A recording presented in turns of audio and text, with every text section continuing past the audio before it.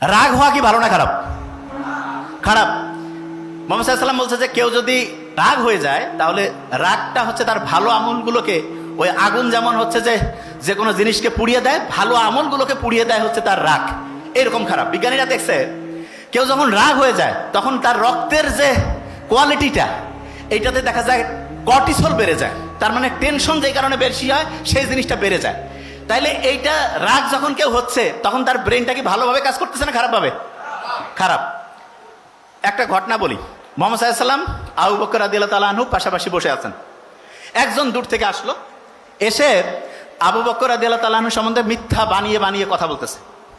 এবং আবু বকর রাদিয়াল্লাহু তাআলা আনহু কিন্তু এটার মানে হচ্ছে যে প্রোটেস্ট করতেছে যে না, এটা কেমন কথা, আপনি তো ঠিক বলতেছেন না। ভদ্রভাবে আবু বকর রাদিয়াল্লাহু তাআলা আনহু হচ্ছে এটার জবাব দিচ্ছে। মুহাম্মদ সাল্লাল্লাহু আলাইহি ওয়াসাল্লাম মুস্কি মুস্কি হাসতেছেন, আর ওই লোক খালি সমানে মিথ্যা সমালোচনা করতেইছে। এরপরে হঠাৎ করে আবু বকর রাদিয়াল্লাহু তাআলা আনহু মানে রাগ হয়ে গেল।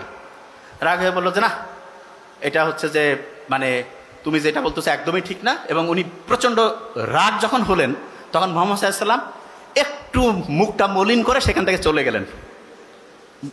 মুহাম্মদ সাল্লাল্লাহু আলাইহি ওয়াসাল্লাম যখন চলে গেছে তখন আবু বকরও কিন্তু রাদিয়াল্লাহু তাআলা আনহু ওনার পিছে পিছে গেছেন।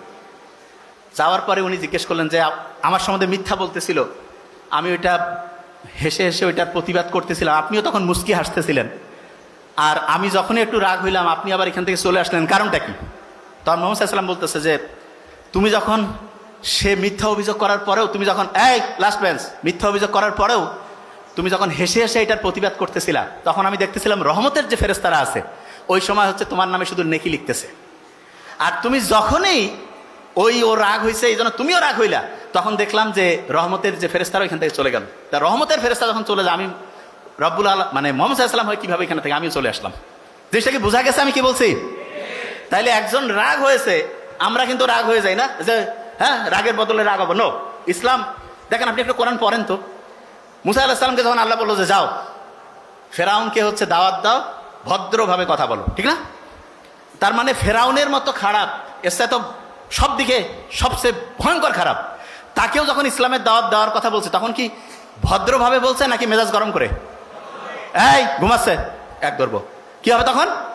ভদ্রভাবে। আচ্ছা, লাস্ট বেঞ্চ, এই যে লাস্ট বেঞ্চ, থামো। আমাদের ব্রেইনটা যে আছে না, এইখানে কি এক রকমের পানি আছে না নাই? আছে। এই যে পানি আছে না, এই যে পানি, এইখানে যদি আমি মাখন ছেড়ে দেই তাহলে যেই রকম অবস্থা হবে, আমার ব্রেইনের এই যে আমার খুলির মধ্যে এরকম পানি আছে, তার মধ্যে আমার ওই ব্রেইনটা আছে। এবং মজার ব্যাপার হচ্ছে